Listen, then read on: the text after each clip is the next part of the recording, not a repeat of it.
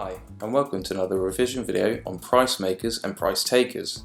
To understand who in a market is a price maker and who is the price taker, we must understand a little bit about the market either must fall into.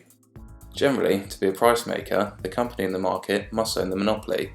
Realistically, this is rare, but you can have some companies controlling entire markets in some places. For example, some criticise train operators as they are often the only route, or at least the simplest route, from one destination to another, and usually only one company has trains on that specific length of track. They can dictate the price they want you to pay, as there's no other competitor on the same line to use instead. Thus they are known as price makers. The demand for their product is high, as many people rely on the transport to get to work, to shop, or for other important trips, and therefore need the service. This makes the railways an inelastic market, as people cannot react to any price hikes. Most companies within the UK are either in what's called an oligopoly, or they're in perfect competition. This is where there's either a few companies at price wars with one another in the market, or many other companies with smaller shares in the market.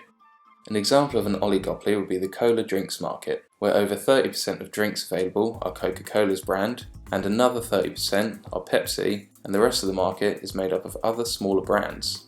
In this market, Coca-Cola and Pepsi can set a price to around 4 times the typical price of supermarket's own brand. However, they need to compete on price with each other to ensure they retain as many customers as they can.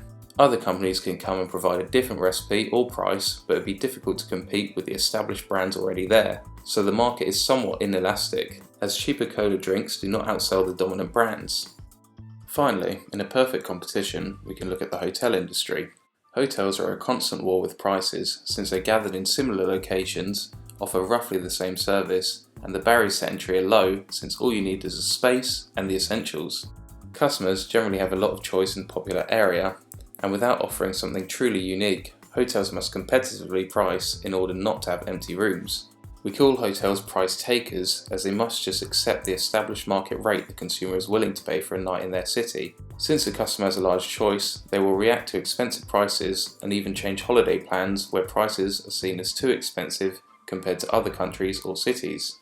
Factors that affect the nature of the market may include takeovers. For example, where some high street banks look independent, you may find at one stage they were bought by another rival and are now actually owned by the same bank that appears to compete with them, but really they now have some more power over the industry prices.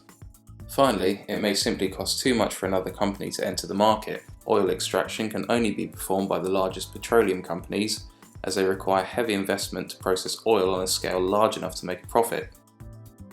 Thanks for watching, and again, for more videos go to revisionvideos.com, or for more revision materials go to revisionworld.com. And remember to like, comment and subscribe to the channel.